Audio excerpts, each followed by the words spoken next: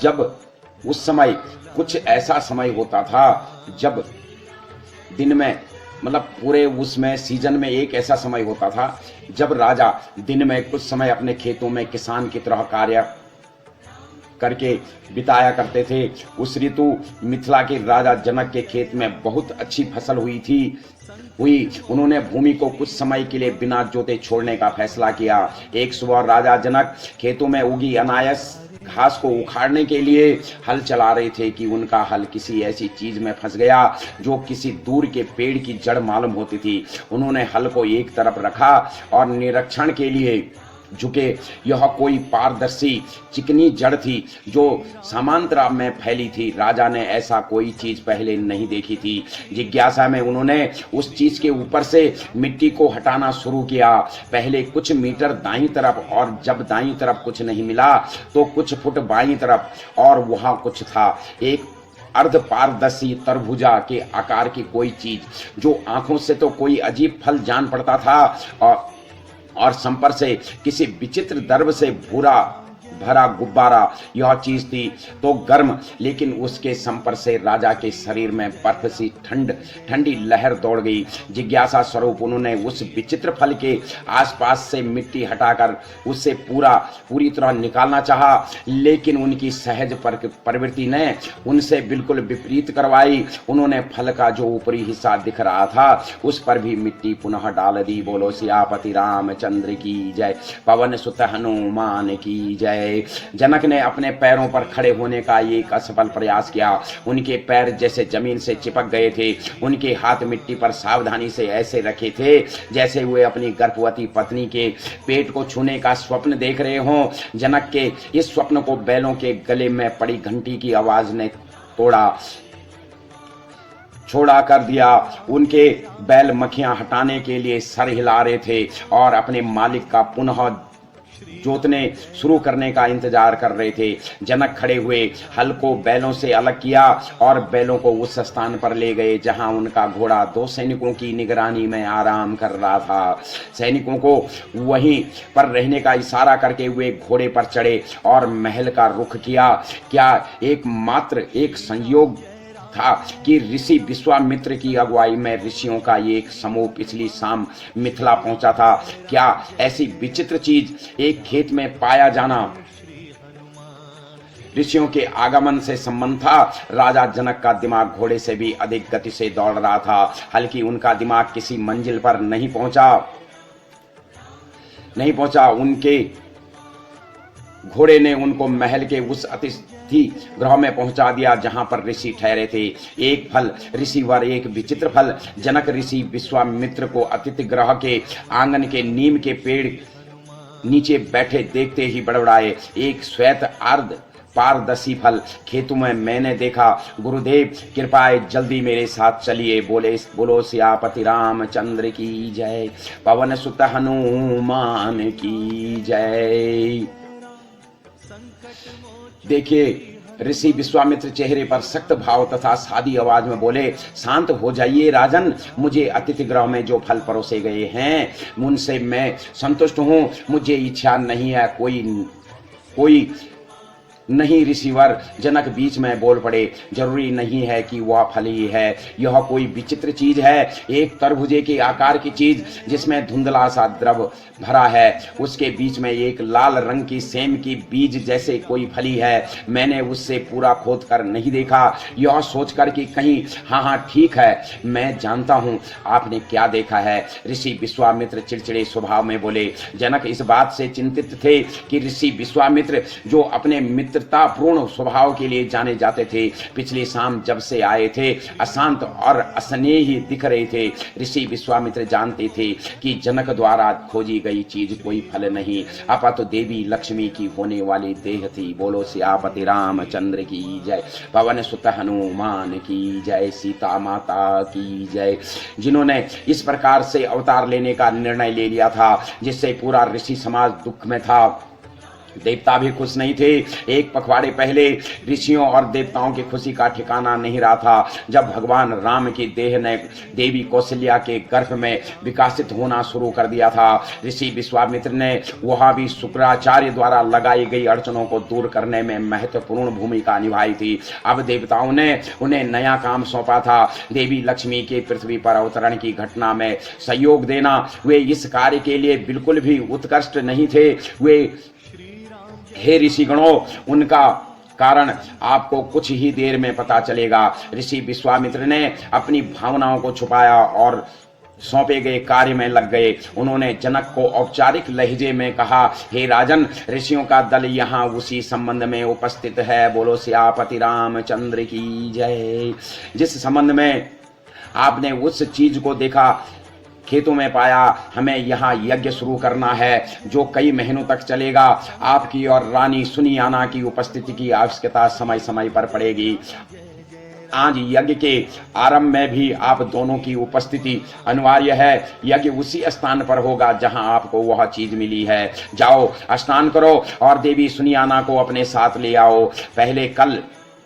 हमने कल आपके प्रधानमंत्री को यज्ञ के लिए आवश्यक चीजों की एक सूची सौंपी थी। उन सभी चीजों को यज्ञ के स्थान पर पहुंचा दो। करीब 1 घंटे बाद ऋषि विश्वामित्र महल से बाहर निकल रहे थे। उनके दाएं तरफ थे राजा और बाएं तरफ रानी, और पीछे 11 अन्य ऋषि। रानी के सर पर एक घड़ा था जिसके ऊपर एक लाल रंग का धागा बंधा हुआ था। उस धागे का एक छोर ऋषि विश्वामित्र के दाएं हाथ में था और उनके बाएं हाथ में था एक श्वेत रंग के धागे का छोर जो उस फूल पत्तों की टोकरी से लिपटा था जिससे राजा ले जा रहे थे। सभी नंगे पैर खेत की तरफ चले रहे थे। ऋषि विश्वामित्र ने यज्ञ के बारे में जानकारी तथा निर्देश देने के लिए यह समय उपयुक्त समझा। वे शांति ढंग से बोले, हे विदेह के राजा और रानी, आपका ज्ञान ऋषियों के समान है। आप जानते हैं कि कल्प के अंत में पूरी धरती पिघल जाती है, फिर धरातल के ऊपर कुछ किलोमीटर ऊपर एक परत का निर्माण होता है जिससे धरती के सभी नरकात्मक तत्व कैद हो जाते हैं। सरकात्मक तत्व से कठोर धरती का निर्माण होता है और सतयुग शुरू होता है। शुरुआत में निर्जीव से जीव उत्पन्न होते हैं। देह धरती से अपने आप बनती है, अर्थात शुरुआती देह का जन्म धरती से होता है। राजा जनक का दिमाग तेज था। उन्होंने तुरंत अनुमान लगाया, ऋषिवर, क्या आप ये कहना चाह रहे हैं कि जो चीज मैंने खेतों में देखी। बोलो सियापति रामचंद्र की जय।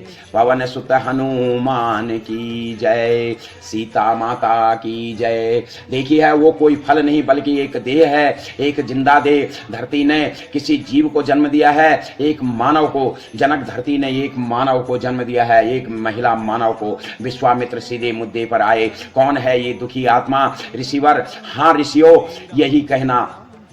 बिल्कुल यही थे राजा जनक के शब्द। वे आगे बोले, अगर कोई आत्मा इस तरह से जन्म ले रही है तो अवश्य ही उसके बहुत बुरे संचित कर्म हैं, और वे जन्म संभव भी कैसे हो सकता है? वे आगे बोले, अगर कोई आत्मा इस तरह आत्मा के प्रवेश करने से पहले ही बुरे कर्म देह का विनाश कर देगी। मुझे तो यह असंभव लगता है कि यह आत्मा किसी भूमि जनित देह से जीवन शुरू कर पाए। ऋषि विश्वामित्र को यह जाहिर करने की अनुमति नहीं थी कि वह कोई दुखी आत्मा नहीं, अपितु देवी लक्ष्मी स्वयं जन्म ले रही थी। बोलो लक्ष्मी माता की जय। उन्होंने गहरी सांस ली और कहा, हे विदेह की राजा, यह एक नेक आत्मा है जो मानव जाति के कल्याण के लिए ऐसे जन्म ले रही है। इस समय मैं केवल इतना ही बता सकता हूँ, कर्म के नियमों के अनुसार यह असंभव जान पड़ता है लेकिन एक कारण है जिसके चलते इस आत्मा ने मिथिला के महल को अपना घर चुना है। आपके महल में एक ऐसी चीज है जो यह संभव करेगी। बोलो सियापति रामचंद्र की जय।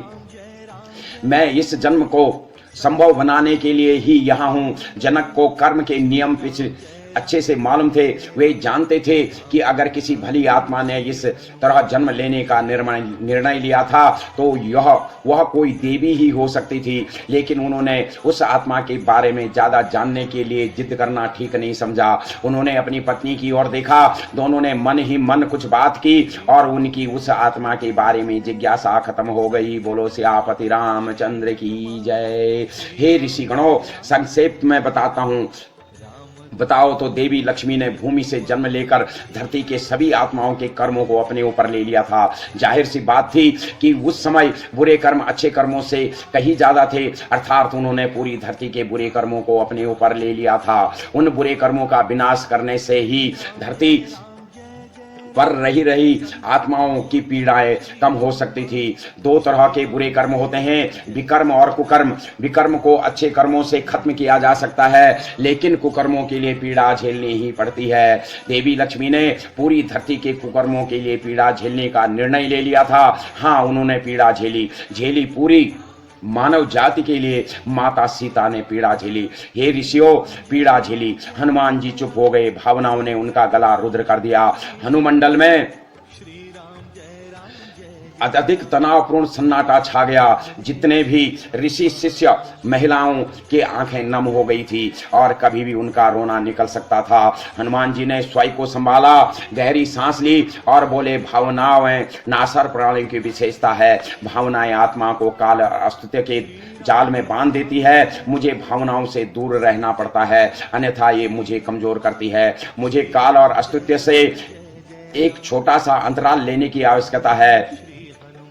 ऋषि विश्वामित्र खड़े हुए और उन्होंने यजमान प्रणव की ओर इशारा किया और अगले ही क्षण यजमान प्रणाम जमीन पर साष्टांग प्रणाम कर रहे थे। उनका माथा हनुमान जी के चरणों में था। हनुमान जी ने आंखें बंद की और हनुमंडल से अर्ध ध्यान हो गए। बोले सियापति रामचंद्र की जय, पवन सुत हनुमान की जय। यजमान प्रणव की देव उसी स्थान पर शिथिल अवस्था में थी। वह शायद अचेत हो गया था और उसकी आत्मा किसी अन्य लोक में पहुंच गई थी, शायद सपन लोक में। उसने देखा कि वह अपने हाथ में किसी मोटी रस्सी का एक सिरा पकड़े हुए था। रस्सी अनंत तक फैली हुई थी। उसने अपने हाथ को झटका दिया, जिससे रस्सी में एक तरंग पैदा हुई जो उससे दूर की दिशा में चली गई। कई साल बीत गए। अब वह वृद्ध पुरुष था, किंतु उस रस्सी का छोर अब भी उसके हाथ में था। उससे अभ्यास हुआ कि जो तरंगे उसने रस्सी में पैदा की थी वह बहुत दूर तक रस्सी में चली और किसी बाधा से टकराकर वापस लौट आई है। उसकी और उससे डर था कि यह तरंगे अब कई गुना शक्तिशाली होकर लौट रही थी और उसकी मृत्यु का कारण बनने वाली थी। वह जय सिया राम, श्री राम, जय जय राम, जय हनुमान, जय जय हनुमान। दोस्तों, जब हम कर्म करते हैं, कोई सा भी कर्म करते हैं, तो हम अपने समय के धागों में तरंगें पैदा कर देती हैं। वो तरंगें कितनी दूर तक जाती हैं वो निर्धारित करती हैं, और जहाँ पर वो तरंगें हमको मिल जाती है वहीं से हमारे कर्मों का लेखा जोखा, हमारे कर्मों की हमारे को सजा मिलनी या भला होना हमारा शुरू हो जाता है। कहीं नहीं जा सकता था, तरंग आई और उससे टकराई, उसकी मृत्यु हुई या नहीं यह तो पता नहीं चला, लेकिन उसका सपना टूट गया। वह हनुमंडल में हल्की सी भयाजनित कराहट के साथ जागा। उसका माथा अब भी हनुमान जी के चरणों को छू रहा था। वे अंतराल के बाद वापिस आ गए थे। हनुमान जी ने उसको खड़ा किया, अपनी मुस्कान से उसमें एक नई जान ला दी और उससे उसकी निर्धारित जगह पर जाने का इशारा किया। कर्म क्या है दोस्तों, वो तो आगे पता लगेगा आपको पूरे कर्मों के बारे में, मगर यहाँ पर थोड़ी सी जो अध्याय के अंदर है वो मैं आपको बता देता हूँ। हनुमान जी ने अपना वार्तालाप एक प्रश्न से पुनः आरंभ किया। उत्तर भी उन्होंने दिया। हाँ, आप सब एक धागे के जाल में है, समय के धागे। किसी भी बिंदु पर आप 7 अथवा उससे अधिक समय के धागों पर होते हैं। जब आप कुछ कार्य करते हैं तो आप उन धागों में तरंगें पैदा करते हैं। इन तरंगों से मैं इस बात की जानकारी कैद होती है कि आपने क्या किया। ये तरंगे आपके कर्म हैं और आपके जीवन में उतार चढ़ाव के लिए जिम्मेदार हैं। बोलो सियापति रामचंद्र की जय। कल्पना करो कि आपके समय के धागे किसी अन्य के समय के धागों के साथ उलझे हुए हैं। जिसके साथ आपके समय के धागे उलझे हैं वह आपका कर्म संबंधित है। कोई भी मनुष्य जिसके साथ आपका किसी भी तरह का जुड़ाव है, आपका कर्म संबंधित है, यह यहाँ यह उल्लेख करना उचित है कि प्रेम तथा घृणा दोनों जुड़वा है। जिस मनुष्य से आप घृणा करते हैं वह आपका उतना ही कर्म संबंधित है जितना कि वो जिससे आप प्रेम करते हैं। आपके समय के धागों में जो तरंगें पैदा होती हैं वे आपके कर्म संबंधी के समय के धागों में तरंगें पैदा करती है, और उसका विपरीत भी सत्य है, अर्थात आपके कर्म संबंधित के कर्मों को प्रभावित करते हैं, और उसका उल्टा भी सत्य है। अब आपके दिमाग में यह विचार आ रहा होगा, मैं जिससे प्रेम अथवा घृणा करता हूं उसके कर्म मुझे प्रभावित क्यों करें? यह तो अन्याय है। आपको अपने निर्धारित करते हैं कि किसके कर्म आपको प्रभावित करें और किसके नहीं। यह पूर्णतः न्याय संगत है। अगर आप नहीं चाहते कि किसी के कर्म आपको प्रभावित करें तो आपको निरासक्त हो जाए। बोलो सियापति रामचंद्र की जय। निरासक्ति का जो मतलब होता है यानी कि संसार से अपना रिश्ता, आप संत बन जाएं। संत का जो पूरा अर्थ होता है वो संसार से नाता तोड़ना, यानी कि संत का पूरा अर्थ हो गया 100 से हो गया संसार, 9 से हो गया नाता और 100 से हो गया तोड़ना। आप संत बन जाएं, यानी कि संसार के किसी भी जीव से आपका नाता नहीं होना चाहिए, तभी आप दूसरे के कर्मों के भागी नहीं बन सकते हैं। आपकी आत्मा यह नहीं चुन सकती कि वह किस परिवार में जन्म ले। ये आपके कर्म निर्धारित करते हैं कि आप किसी राजा के घर जन्म लेते हैं अथवा रंग के घर। लेकिन देवी लक्ष्मी के पास विकल्प है। वे धरती पर आने के लिए कर्मों का कोई भी सम्मिश्रण चुन सकती है। जब वे माता सीता के रूप में आई तो उन्होंने पूरे संसार की आत्माओं के कर्मों को सहन करना चुना ताकि वे उनके बुरे कर्मों को नष्ट कर सकती थी। भूमिपुत्री बनकर उन्होंने संसार के सभी आत्माओं को अपना कर्म संबंधित बना दिया था। हम सब लोग, चाहे जीव है, जंतु है, पेड़ है, पौधे है, कीड़े हैं, मकोड़े हैं, जो कुछ भी है वो सब धरती से जुड़े हुए हैं। इसीलिए सीता माता ने हम लोगों के कष्ट को दूर करने के लिए इस धरती से जन्म लिया और हमारे संबंधित बन गई। हे ऋषिगणों, मैं देख सकता हूं कि आप में से कईयों के मन में यह प्रश्न है, देवी लक्ष्मी आखिर दूसरे के बुरे कर्मों को क्यों सहे? इसका उत्तर है पाप का दुष्चक्र। जब कोई पाप करता है तो उससे कष्ट झेलना पड़ता है, और जब वह कष्ट झेलता है तो और भी पाप करता है। यह कर्म चलता रहता है। कल्पना करो कि किसी मनुष्य ने कुछ चुराया, कर्म ने उसे दंड दिया कि वह भूखा रहेगा, लेकिन जब वह भूखा होगा तो खाने के लिए चोरी करने की कोशिश करेगा, जिससे उसके कर्म खाते में और भी बुरे कर्म जुड़ जाएंगे। यह दुष्चक्र है। इस दुष्चक्र को अगर ना तोड़ा जाए तो पाप बड़ी तेजी से बढ़ते हैं और विश्व अंतिम विनाश की ओर तीव्रता से अग्रह होता है। बोलो सियापति रामचंद्र की जय, पवन सुत हनुमान की जय। यहाँ पर थोड़ी रावण की टिप्पणी आपको देंगे। उदाहरण के लिए रावण का ही उदाहरण ले लीजिए। वह पाप के दुष्चक्र में फंस गया था। उसके देह को मारकर समस्या खत्म नहीं होने वाली थी। उसकी वह देह चली जाती तो वह अगला जन्म लेकर फिर से पाप करना शुरू कर देता। किसी भली आत्मा द्वारा उसके कुकर्मों को नष्ट किया जाना आवश्यक था। उसके बुरे कर्मों के लिए किसी अन्य को कष्ट झेलना अनिवार्य था। विष्णु लोक में ऐसे बहुत सी भली आत्माएं हैं जो ऐसा करने के लिए तत्पर रहती हैं। वे दुष्ट आत्माओं के कर्म संबंधित बनकर संसार में आती हैं और उनके किए बुरे कर्मों की सजा भुगतती हैं। जब वे सजा भुगतती हैं तो कोई सभी भुगतती हैं, इस दौरान कोई बुरा कर्म नहीं करती, जिससे कि पाप का दुष्चक्र टूट जाता है। हाँ, यह सही है कि धरती से पाप का दुष्चक्र तोड़ना जरूरी था, लेकिन देवी लक्ष्मी को सभी कुकर्म अपने ऊपर लेने की आवश्यकता नहीं थी। विष्णुलोक में ऐसे हजारों आत्माएं थी जो मिलकर यह कार्य कर सकती थी। ऋषि, देवता, स्वयं भगवान विष्णु भी वैसे ही करने के ही पक्षधर थे। देवी लक्ष्मी ने सबकी राय के विपरीत जन्म लिया और वे पृथ्वी के सभी आत्माओं की कर्म संबंधित बन गई।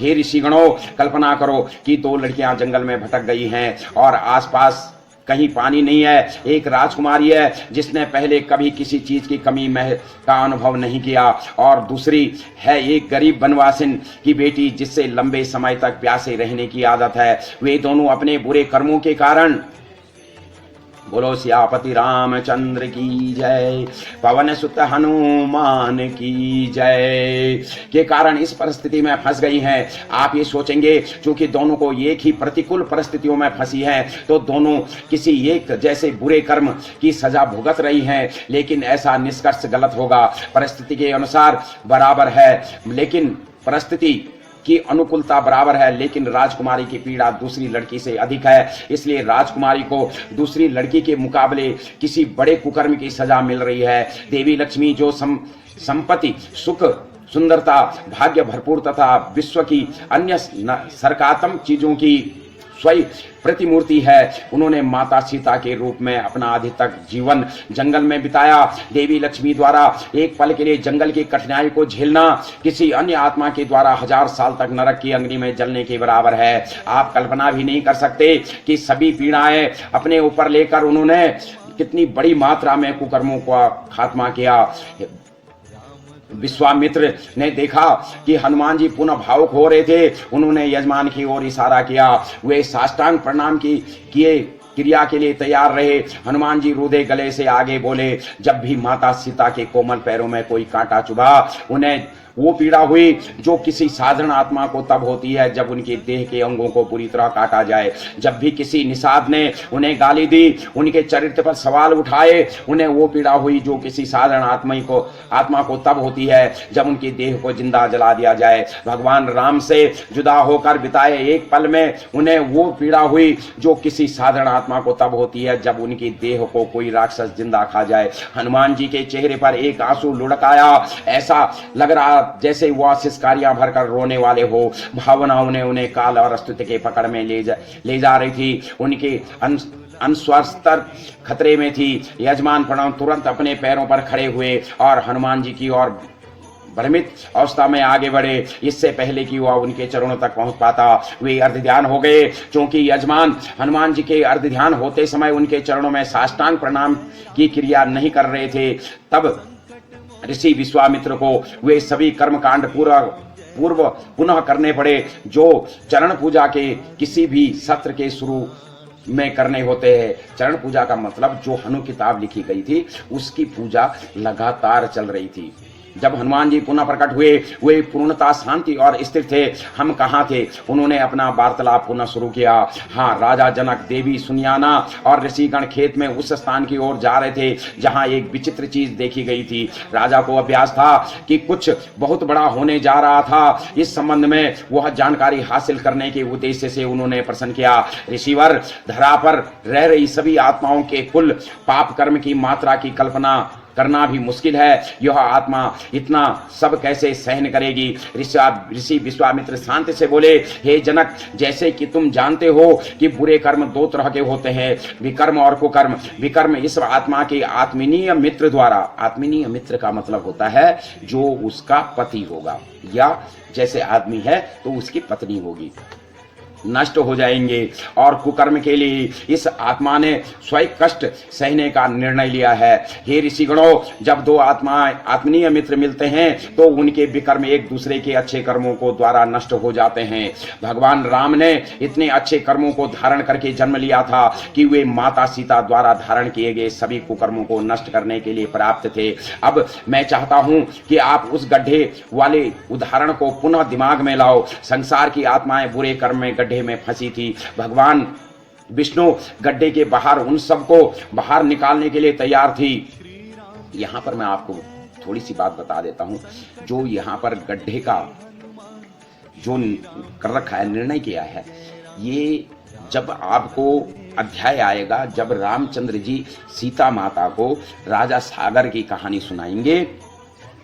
यहाँ पर मैं आपको बता देता हूँ कि सीता माता जब रामचंद्र जी से उनके पूर्वजों के बारे में पूछते हैं, राजा सागर के बारे में पूछते हैं कि सागर ने कैसे समुद्र को बचाया था, तो तब ये जब बातें बताते हैं तो वहां पर आपको ये बातें पता लग जाएगी कि गड्ढे का मतलब क्या होता है।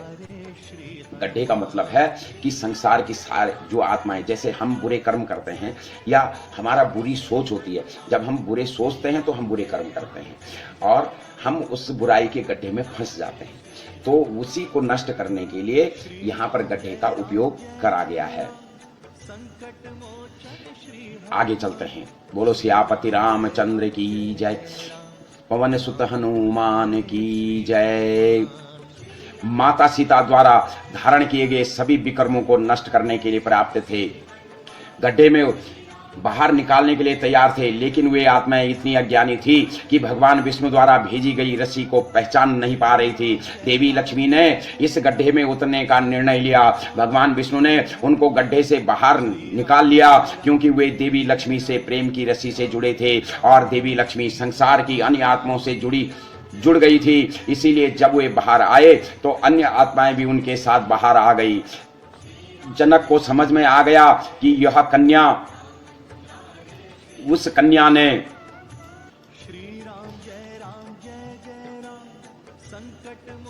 पूरी धरा के बुरे कर्मों को धारण कर लिया था, तो उनके आत्मीय मित्र भगवान विष्णु ही हो सकते थे और वह कन्या देवी लक्ष्मी ही हो सकती थी। बोलो लक्ष्मी माता की जय। किसी साधारण राजा को यह पता चलता तो उसके उत्साह का ठिकाना नहीं रहता, लेकिन वे जनक थे, उनका ज्ञान या कहें कि सैद्धांतिक ज्ञान ऋषियों के समान था। वे शांति आवाज में बोले, लेकिन ऋषिवर यह कन्या तब तक अपने आत्मीय मित्र से नहीं मिल सकती जब तक कि यह जवान नहीं हो जाती, वयस्क नहीं हो जाती है। मुझे डर है कि बुरे कर्मों के कारण इस कन्या की देह वयस्क यानी कि जवान होने से पहले ही मर जाएगी। जब तक कि यह अपने आत्मीय मित्र से नहीं मिल जाती तब तक उसकी रक्षा कौन करेगा? अगर उसकी रक्षा नहीं की गई तो उसकी देह आत्मा के प्रवेश करते ही मर जाएगी। ऋषि विश्वामित्र फुसफुसाए, आपके महल में कुछ है जो उसकी रक्षा करेगा। बोलो सियापति रामचंद्र की जय। दोस्तों, यहाँ पर एक छोटी सी टिप्पणी देता हूँ। धरती से जो भी जीव उत्पन्न होता है, चाहे वो कुछ भी हो, उसकी मृत्यु बहुत जल्दी हो जाती है। जैसे धरती से मच्छर पैदा होते हैं, मच्छर तुरंत उनको मार दिया जाता है। चींटियां उत्पन्न होती हैं और भी कीड़े मकोड़े होते हैं जो कि तुरंत मर जाते हैं। उसका कारण क्या है? यही है। इसलिए राजा जनक को भी आज जब ये अध्याय आगे आएंगे तो आपको पता लग जाएगा। तब तक के लिए मैं अपनी वाणी को इसी अध्याय पे ले चलता हूँ। करेंगे। जनक ने इस फुसफुसाहट के रूप में आए उत्तर से यह निष्कर्ष निकाला कि उन्हें इस संबंध में तब तक बात नहीं करनी है चाहिए जब तक कि ऋषि विश्वामित्र स्वयं जिक्र न छेड़े। उन्होंने बिना कोई और प्रश्न किए आगे की रीतियों को निभाया। ऋषियों के आदेश से उन्होंने खेत में तंबू लगा दिया ताकि ऋषि वहां रह सके, क्योंकि यज्ञ अगले 6 महीने तक लगातार चलने वाला था। कर्मकांड निभाने और ऋषियों के लिए व्यवस्था करने के पश्चात वे अंतिम शाम को अपने कक्ष में लौटे। उनकी देह थकी थी किंतु मन जिज्ञासा के घोड़ों पर सवार था। उनके महल में ऐसा क्या था जिससे वह चमत्कारी कन्या बुरे कर्मों के प्रभाव से बच सकती थी? बोलो सियापति रामचंद्र की जय।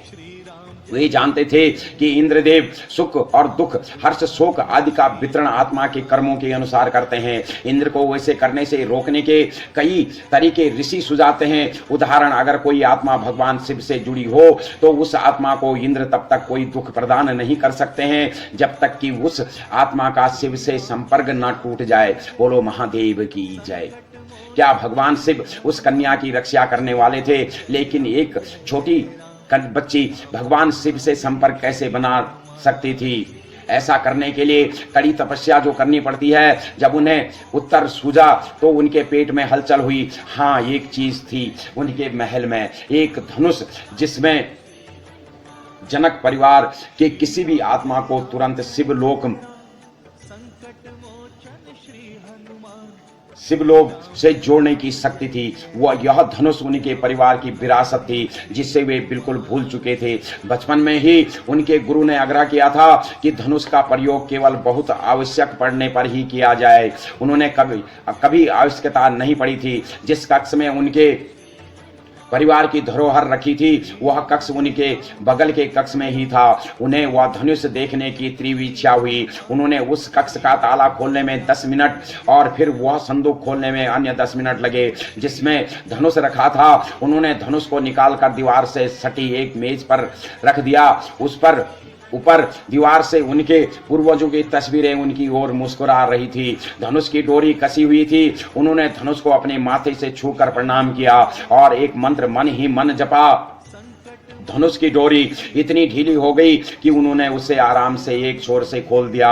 अब उन्होंने उस खोले हुए रस्सी के छोर को अपने माथे के बीच लगाकर एक मंत्र जपा। उनके मन में पूर्ण भय मुक्तता की भावना आ गई, जो इस बात का संकेत थी कि वे अब किसी भी बुरे कर्म के प्रभाव से सुरक्षित हो गए थे। जब तक कि धनुष की डोरी एक छोर से खुली थी वे सुरक्षित थे। अगर उनके खाते में कोई पीड़ा लिखी थी तो इंद्र को वह पीड़ा उन्हें देने के लिए तब तक का इंतजार करना पड़ता जब तक कि डोरी का एक छोर खुला था। बोलो शिव महादेव की जय, बोलो सियापति रामचंद्र की जय।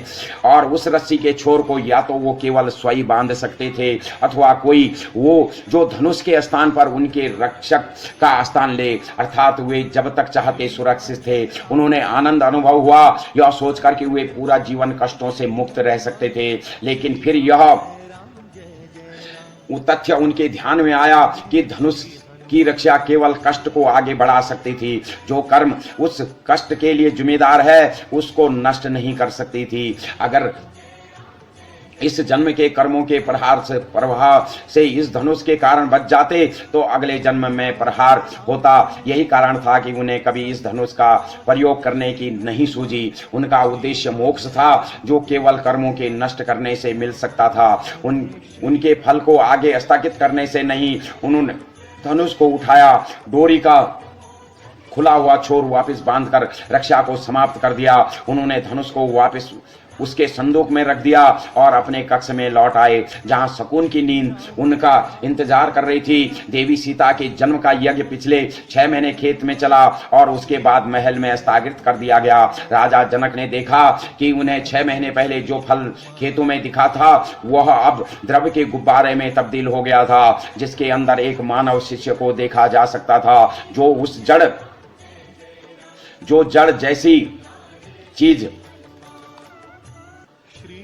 अर्धपारसी चीज उस फल से जुड़ी हुई थी। अब वह भूरे रंग की रस्सी जैसी दिख रही थी। अगले 1 महीने यह यज्ञ महल के केंद्र में स्थित आंगन में चला, जहां शिव धनुष भी लाकर रख दिया गया। यह आंगन किसी झील के आकार का था और छत से इस प्रकार ढका था कि प्रकृति प्रकाश प्रवेश कर सके।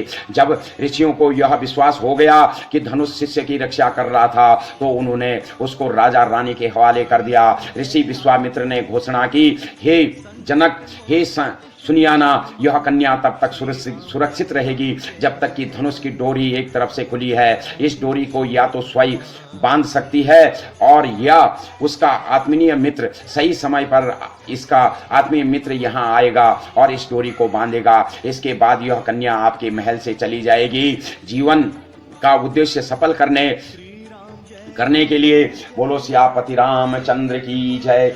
तो दोस्तों, यहाँ पर सीता माता का जन्म भी हो गया और श्री रामचंद्र जी का जन्म भी हो गया। दोनों के जन्म 6 महीने के अंतराल के अंतर होते